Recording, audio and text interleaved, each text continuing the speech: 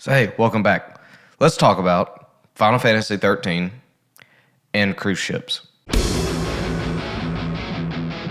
didn't expect that. Man, alright, so we gotta link these two topics. So anyone who's played games for a while knows about Final Fantasy.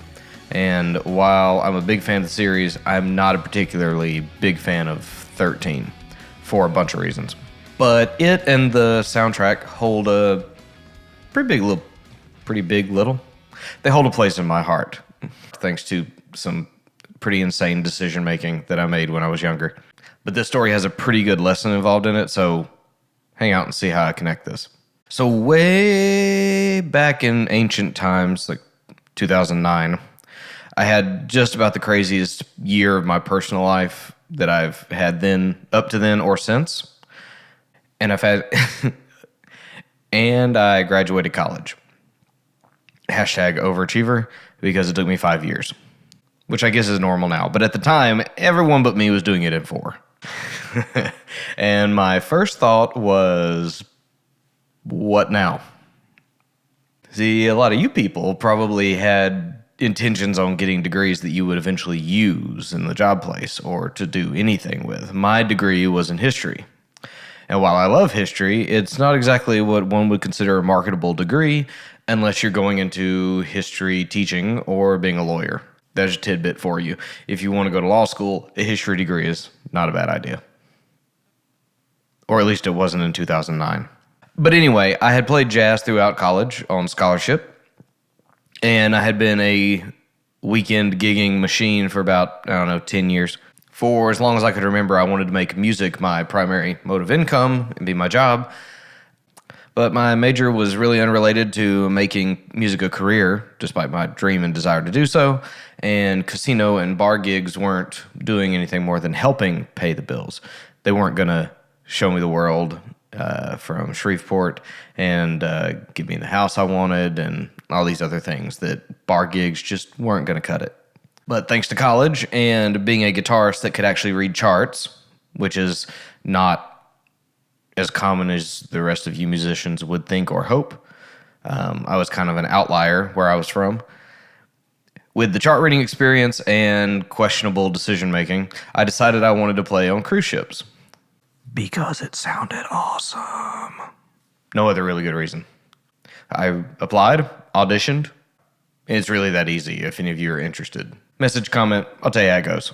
And got accepted by Carnival and was assigned to the Carnival Splendor. And with that, I packed up, signed my contract, and was on a boat for 5 straight months. 5 long months. On what was absolutely the hardest and toughest gig I had ever taken. Long story short, I was incredibly ill-prepared for this job. Even though where I was from, I was really, really good guitar player, really respected, and had chart reading ability and jazz experience in college, I was woefully unprepared. Crushingly unprepared. Desperately unprepared. Hopelessly, soul-crushingly unprepared. But after 2 weeks of questioning my sanity and every aspect of my life up to that point, and seriously debating quitting, it was then that I determined that I was going to fulfill my contractual obligations, and I was not going to get defeated by this, and I was going to conquer this challenge. I refused to fold on this. Okay, for real though, it's the Wild West out there. Craziness abounds, and suffice to say, I was a fish out of water, completely out of my place. I had no business being there. Fish out of water. I'm pretty sure that counts as a pun when we're talking about boats, right? When I was assigned to a roommate named Jeff. He was a saxophone player in the band, and we were confined to a bedroom that was basically the size of this room. I think, yeah, principally the size of this room. His name's not Jeff, but we're going to go with Jeff. And he turned out to be a really good mentor, and I got a really good roommate. He was a good mentor for life on board. He'd been doing it for, if I remember right, like 13 years. Big deal. Big deal to have a guy like that and to be nice about it and not like other people. And life improved when I embraced the idea that I was not going to let this beat me. I was not going to allow myself a way out. That I was not going to be beaten by my insane choice to live on a boat practically alone for 5 months. After a while, we eventually made a deal that he would buy the TV if I bought a PS3. This was 2009. Did it just come out? I don't know. It had been out. But we basically wanted it for the Blu-ray player. And so it was just cheaper and easier, for those of you who remember, to get a PS3 than it was to get a Blu-ray player. And so one paycheck, I stashed a couple of $100 and went, once we got back into port in Long Beach, California, rolled down to the only GameStop near the dock and bought a PS3 and grabbed 2 or 3 games to go with it, none of which were Final Fantasy XIII. See what I did? Small segue. You got to understand something about this. Let's talk about my schedule. My daily schedule tended to be as follows. 3 p.m., wake up and play music almost nonstop till around about 11 o'clock. So a full-time job. 11 or midnight, whenever we finished, till about 2 or 3 a.m. was into the crew bar, drinking for almost no cost at all with all the other dancers, entertainers, and musicians. Followed by 3 or 4 a.m., I would start laundry. Around about 4 a.m., I'd roll into the gym, crew gym, which is also about the size of this room. And then around about 5 a.m., 6 a.m., I'd go upstairs to the top deck and watch the sun come up with some coffee or tea and have breakfast before almost anybody got up on the whole ship. Neighborhood of 6 or 7 a.m., go to sleep. Repeat. Ad nauseum. Sometimes laundry time would just be phased out and drink time would continue. Because again, like no cost. I want to say mixed drinks were like $1. Beer was like 50 cents. Like nothing. But after a completely disastrous Christmas party, and subsequent New Year's, I decided I needed to make some lifestyle changes while being out there. I decided it was probably a good idea to decrease my drink time and increase either gym time or time with games. I was going to put some more of that back in my life to keep me out of trouble because it was a problem. I had already defeated the problem of alcohol prior to this, and I had it under control. But man, come party time, it was problematic. So it's time to cut that down and put some more good things in my life. And frankly, the roommate, old Jeff, preferred the TV noise, which I completely don't understand. I can't sleep with any kind of noise. And he would wake up immediately if the TV was off. I don't know why he did that. Some people are like that. Comment if you're like that. Tell me if you have to have noise to sleep, because he would just turn the TV on for the purpose of going to sleep, which I don't understand. I can't do it. I got to have quiet and dark. So yeah, comment if you can relate to that. My way or his way. My way's the right way. But here's where we get to the good stuff. That holiday season or that spring, one of the two. 2 games came out that I really wanted to play, seemed very engrossing, and that I couldn't really back out of once you start. You kind of got to know what happens, or at least I did. And they take a lot of time. And that was Heavy Rain. There will be a Heavy Rain video. I love that game. And Final Fantasy XIII. And so began my love-hate relationship with Final Fantasy XIII. The desire to see that game through, which was a challenge, kept me from drinking. It kept me on top of wanting to go to the gym. It helped me maintain a better schedule for myself.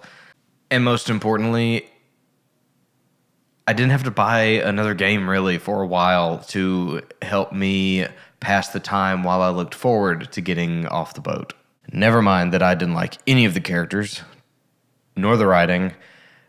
The combat system was okay, but not engaging. I thought it was interesting. And despised how on rails the game was. Which, if you want to comment about how you think 10 was just as on rails, that's okay. I agree. 10 was pretty much on rails too. Oh man, but the music was so good. And being a longtime Uematsu fan for the rest of the games, like having this one be almost completely devoid of him and still being so mind-blowing was just, it was awesome. I loved it.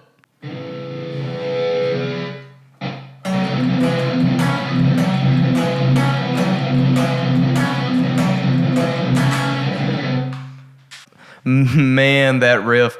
I used to look forward to getting in combat just to hear that song. And if there was ever like a part that demanded to be heavy, I love it. I love this cover. I honestly got to where I wanted to just remove the dialogue from the game and just listen to the music and fight things. It's not like I understood the story anyway. But Blinded by Light, this cover, and a few of the other songs became just a regular part of my life and my routine for several months. I eventually beat the game and whatever. Didn't even want to play it again. Haven't played it since. But that song and much of the soundtrack ingrained itself in my brain. And ever since, when I hear it, I'm reminded of that season of my life.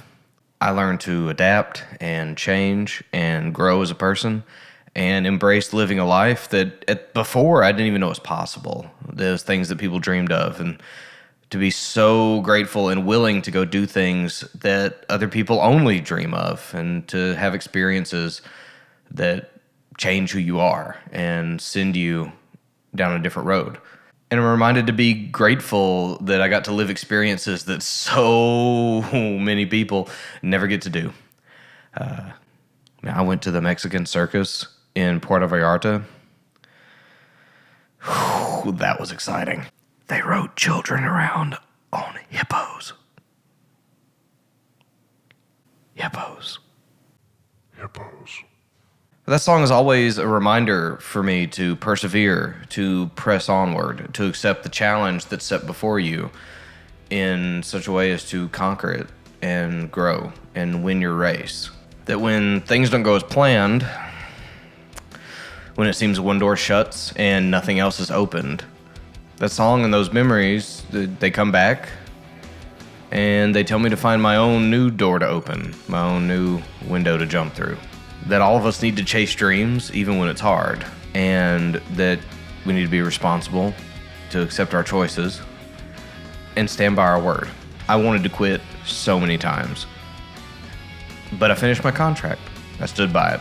But I learned from my experience, and I stood by my own word to myself. When I was offered my next contract, I turned it down. Would have been a cool trip, but I turned it down.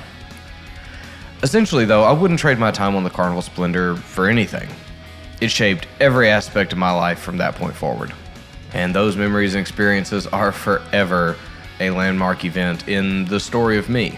So if you can relate and you have stories and memories that this song or this game conjure up for you, share them below. Comment. Let me know. Let me know if this game means something to you, or if you get these similar lessons from other songs, and share those songs with me. But seriously, I just mostly want to hear from you. The links to the song will be in the description below. It's on all your various platforms. Please subscribe and ring the bell to be notified when the next covers come out. And for every one of these that it's appropriate, I want to share story time and a lesson and a reason why I maybe picked that song to do a cover for. So I'm Trey. Thanks for your time, and be good.